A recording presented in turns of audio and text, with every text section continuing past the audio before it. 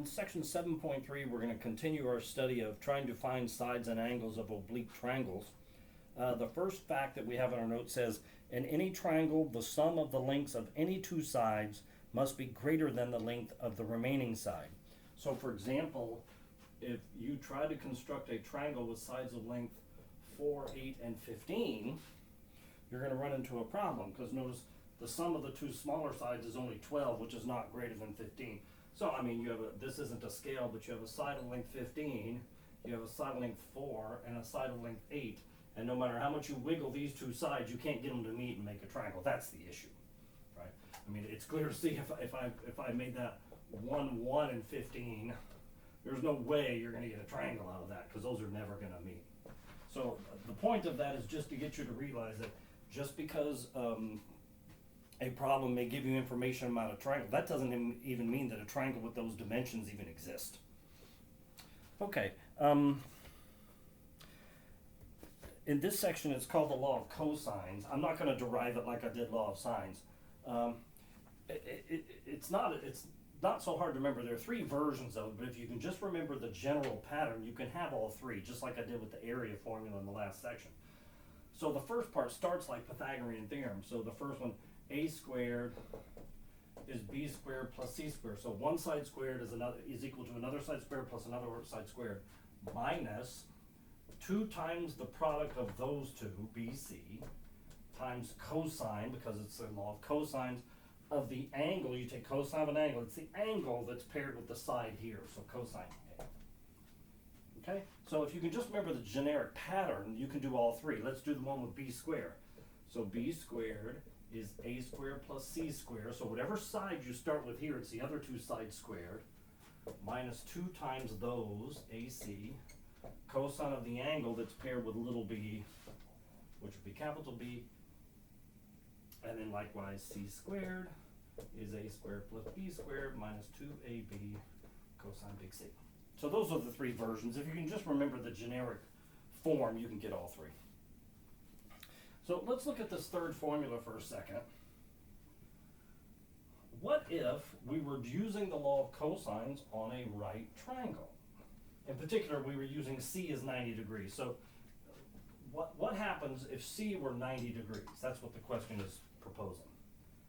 In other words, you apply the law of cosines to a right triangle and you use the angle 90 degrees. Well, 90 degrees is a quadrantal angle. Take the point 1 unit away, that's 0, 1.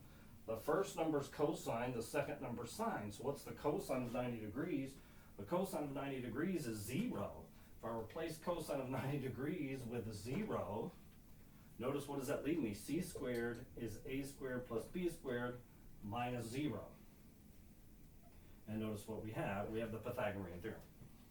So at the beginning of the last section, I reviewed in chapter 2 what two tools did we have to find sides and angles of right triangles. Pythagorean theorem and choosing one acute angle and two of the sides, those two methods.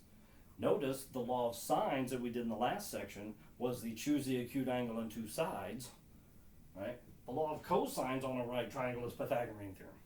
So again, it's a waste of time to use law of cosines on a right triangle. Go back to the right triangle trig we learned in section 2.4. Okay, so use law of sines and law of cosines on oblique triangles. Now they work on right triangles, but it's kind of overkill. Okay. Okay. Let me write one of these down again.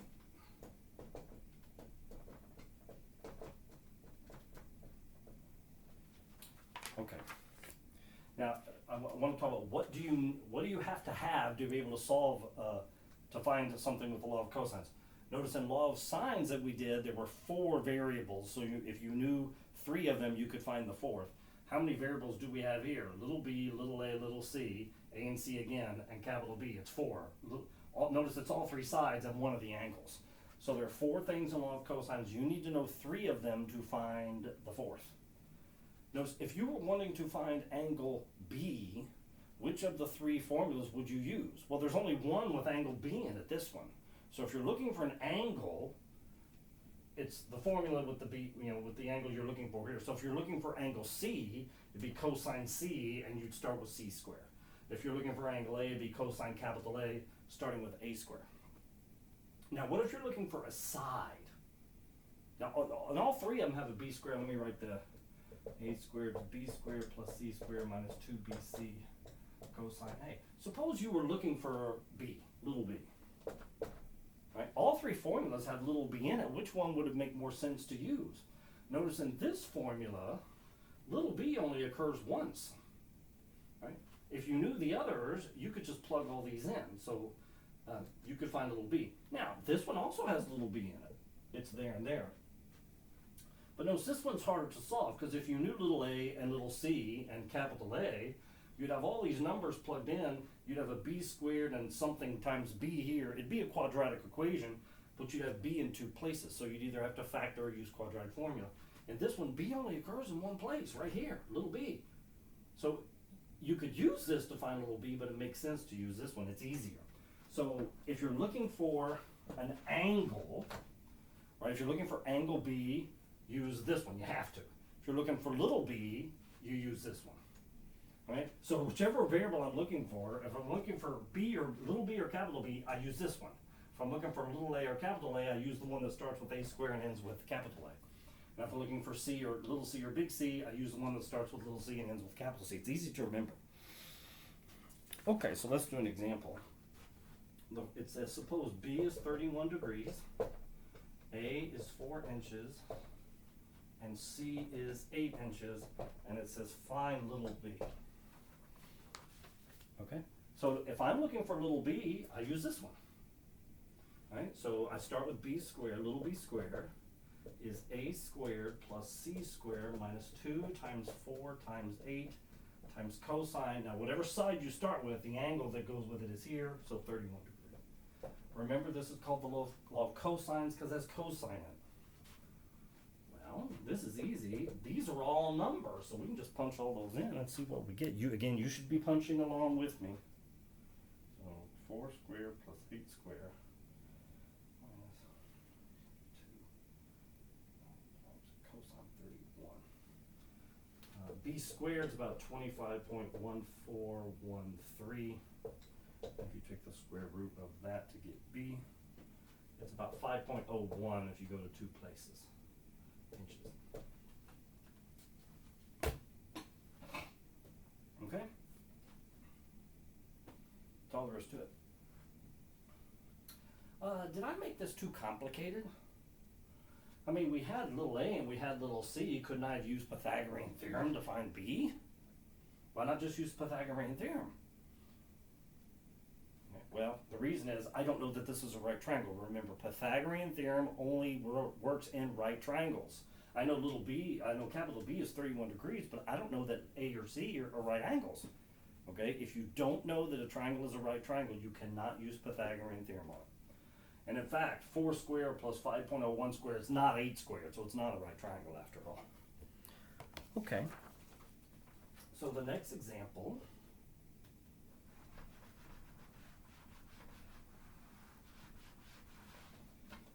It says capital A is 23.1 degrees, little a is 14 yards, little b is 21 yards, little c is 8 yards, and it says find capital B. Now, you may recall we did this problem in section 7.1, and we did it with the law of sines two different ways. Remember, we ran into that acute versus obtuse problem, right? Okay, so could we use the law of cosines? Actually, I skipped a comment before with law of cosines. Think about what do you need to use the law of cosines in an oblique triangle? Right? Just look at the thing that I have here. Suppose I was looking for little b. If I'm looking for little b, if I need little b, if I want little b, what would you need to know? You'd have to know little a, little c, and angle b.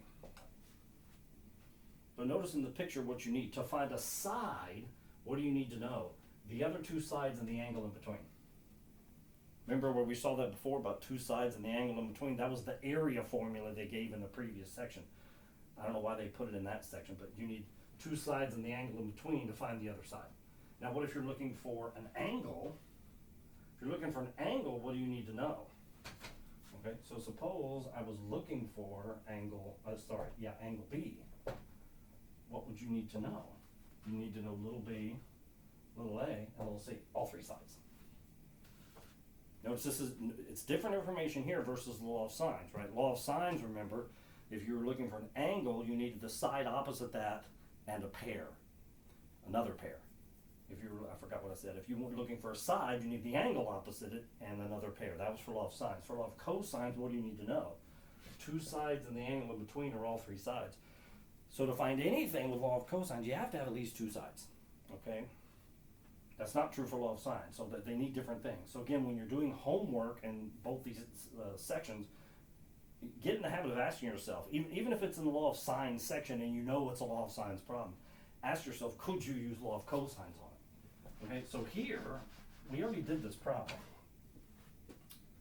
But could we use the law of cosines to find angle B? Now, what do you need to know to find an angle? You need all three sides, which we have. So this capital A here is extraneous information. We don't need that. Okay, so let's find angle B. So to find angle B, I have to use this version I have here. So B squared, 21 squared B squared is A squared 14 squared plus 8 squared minus 2 times 14 times 8 cosine of B. Now, there is a formula in the book. If you're looking for a side, you want to use this version. If you're looking for an angle, in the book they actually have a formula where they solve for cosine B. I don't have that memorized. I mean, it wouldn't be hard to derive, but I just do this one and do a few steps of algebra. I don't think it's worth it to memorize another formula when I can just do some easy algebra here.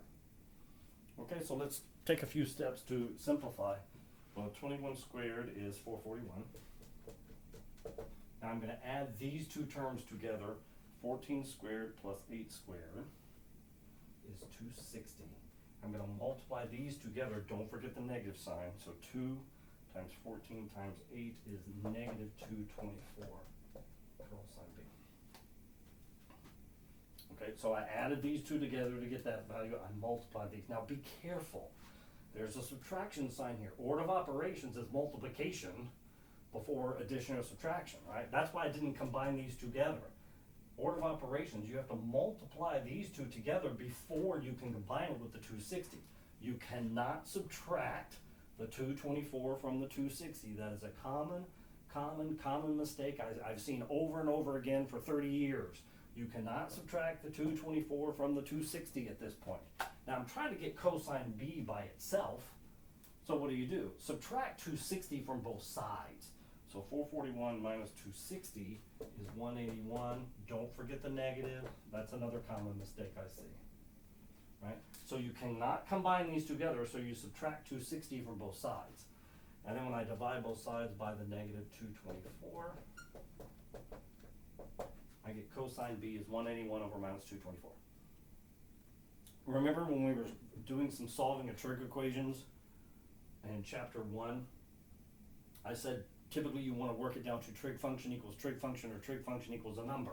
And that, notice this is trig function equals a number, right? That's the other.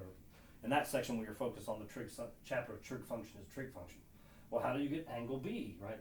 Cosine of an angle is a number, so the angle is cosine inverse of the number. We know how to do that.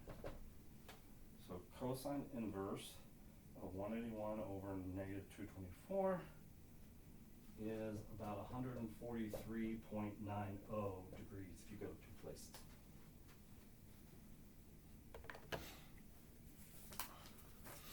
Okay. Now, if you look back at when we did this problem in section 7.1, it wasn't quite that. We're off a little bit here. Again, I mentioned in that section, I rounded these numbers. These aren't the actual numbers in this triangle, but they're close. I rounded just to make the numbers easier. So that's why it's off a little bit. Notice here we didn't have this issue with acute versus obtuse. When I used the law of cosines, it gave me B was about 144 degrees, which is the answer we found in the previous section. Why aren't we having that acute versus obtuse problem here? Well, here's the reason. Right? If you have an angle in the first quadrant, an acute angle, like this, right? Here's X and Y and R. Right? What's cosine? Cosine, well, let me not use x, y, and let me use my pluses and minuses. All right, x is positive, y is positive, r is positive. In the first quadrant, cosine is positive, isn't it? Notice here I got cosine was a negative number. This is negative. If cosine's negative, b is not in the first quadrant. What about in the second quadrant? X is negative, y is positive, and r is positive. In the second quadrant, remember cosine's x over r, or adjacent over hypotenuse. In the first quadrant, cosine's positive. In the second quadrant, cosine is negative. So the cosine function can tell the first and second quadrants apart. So when I got cosine was a negative number, and we're dealing with in a triangle here, so you're not going to get the angle's not going to be in the third quadrant, because then your angle would be more than 180 degrees, right? And we don't do that in triangles. So the b here, cosine of b is negative. That tells me b is not in the first quadrant, so it's not that. So b is this angle right here, and it told me what it was. That's the issue here. So if you have an obtuse angle, using the law of cosines will find it for you. Again, why didn't law of sines find this for us? Because sine in the first quadrant is positive and sine in the second quadrant is positive. So your calculator doesn't know. If you get sine of b, remember it's 0.85, the calculator doesn't know. Do you want the answer in the first quadrant where sine is positive, or do you want the answer in the second quadrant where sine is positive? The calculator will always give you the answer in the first quadrant. And in this problem, we needed the answer in the second quadrant. So that's why law of cosines is better to use here. So now we've discussed 3 different ways to do this problem. Right? So if you have all 3 sides and you're looking for an angle, law of cosines will give you whether, acute or obtuse, it can tell those 2 apart. You don't have an issue. If you want to use law of sines on this problem, you have to be careful again, because remember, angle B here could be obtuse. Okay, so that was the issue. So law of cosines is not a problem. You don't have to worry about the acute obtuse issue. So there are 3 different ways, 2 ways with law of sines we talked about, and 1 way with law of cosines. So, okay, so the next problem, it says, suppose we have a triangle with sides of length A is 14 centimeters, B is 18 centimeters, and little c is 12 centimeters. And it says solve the triangle with sides of length. So remember, solve a triangle means find all the sides and all the angles. We have all the sides, we just need all the angles. Before we do this problem, could you use law of sines to find something here? Hey, you need to get in the habit of any problem you see. Could I use law of cosines? Could I use law of sines? Could you use law of sines here? Well, the answer is no. Because if you're looking, say, for angle A, you'd have side A with it, but then you don't have a pair, right? You have to have B and B, or C and capital C, and you don't have a pair, so you can't use law of sines. Now, can we use law of cosines? Yes, we have all 3 sides. Okay? So what I want you to do, well, let's do one together. Since A is first, let's find angle A. Right? So to find angle A, I'm going to start with side A. So side A squared is side B squared plus side C squared minus 2 times those 2 times cosine of the angle that goes with the 14, that'd be capital A. So A squared is B squared plus C squared minus 2BC cosine of it. Remember, the side here matches the angle here. Okay, so let's do some computate. 14 squared is 196. And then let's do 18 squared plus 12 squared. 468, and then 2 times 18 times 12 is 432. Again, make sure you're getting these same numbers I am. Okay, now what's the next step? Right, you cannot combine these 2 numbers together. You have to subtract 468 from both sides. 196 minus 468 is negative 272. And don't forget the negative here. The negative is not on the 468, it's on the 432. Okay? The 2 most common mistakes I see in a law of cosines problems is students will combine those numbers when they can't, and after this step they'll forget to bring down that negative. Now let's solve for cosine A. I'm going to divide both sides by negative 432. The negatives cancel, so that's why I don't have to put the negatives in. You have a negative over negatives. So cosine of A is 272 over 432. Now how do we get angle A? Cosine of an angle is a number, so the angle is cosine inverse of the number. And so cosine inverse of 272 over 432 is, I'm getting A is about 50.98 degrees. 50.98 degrees. If I round to two places. Okay, so that's A. Now, if you wanted to use law of sines to find one of the other angles, could you? You could now because I have A and A. Right? So I have a pair, I could use that to find angle B and angle C. But just for practice, right, pause the video and you find angle B and angle C both with law of cosines. Don't use law of sines, and once you find the other angle, don't subtract from 180. So find angle B and angle C with law of cosines like I just did. So pause the video and do that, and then I will do it.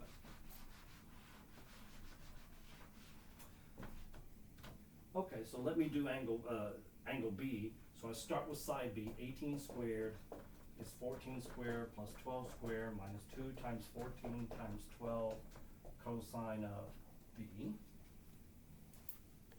Okay. 18 squared is 324. And 14 squared and 12 squared is 340. And 28 times 12 is 336. And then 324 minus 340 is negative 16. And so I get cosine B is 16 over 336. Again, the negatives cancel. So I'll take cosine inverse of 16 over 336. I get that B is about 87.27 degrees to two places. Does this answer make sense so far? Notice side B is bigger than side A, so angle B should be bigger than angle A, which it is. Okay, so let me quickly do angle C. Again, on a quiz or a test, I really would expect to subtract these from 180. Just add them up, subtract from 180. But just for more practice, let's find angle C. So 12 squared is 14 squared plus 18 squared minus 2 times 14 times 18 cosine C. Again, to find angle C, you start with side C. Well, I know that. That's 144. 14 squared and 18 squared. That's 520. And 28 times 18 is 504. So subtract the 520, and minus 376 is minus 504. Cosine C is 376 over 504. C is cosine inverse of that number.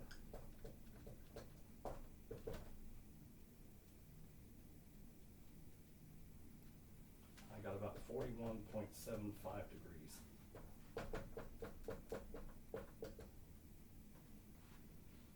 Okay, so I found all three in the law of cosines, but let's see, do those add up to 180. 50.98 plus 87.27 plus 41.75 is 180.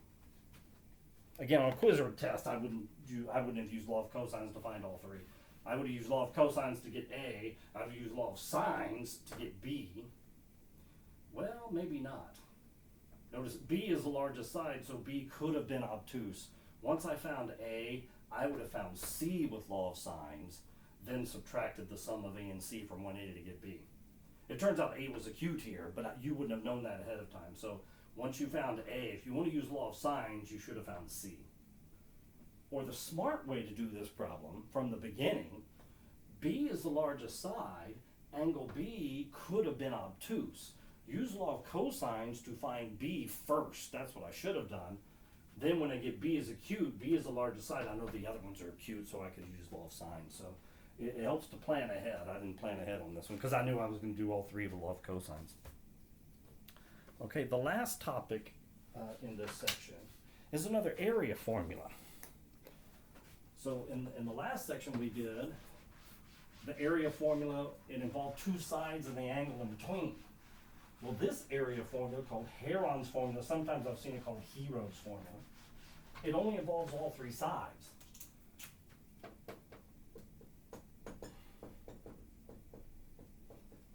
So suppose you know all three sides A, B, and C of some oblique triangle. The first thing you find is the semi-perimeter that they're calling S, so that's 1/2 A plus B plus C, right? If you're in a triangle, if you add up all three sides, that's the perimeter. So the prefix semi means half of the perimeter. Be careful, don't take a third, we're not taking the average. That's the semi-perimeter. And then what's the area of the triangle? Again, I'm using script A for area. It's the square root of S times S minus A times S minus B times S minus C. So it's an easy calculation. So you just find this S, half of the perimeter, put in S here, S here, S here, S here, subtract each side from S, and you multiply and take the square root. So it's an easy formula. It's a really nice formula.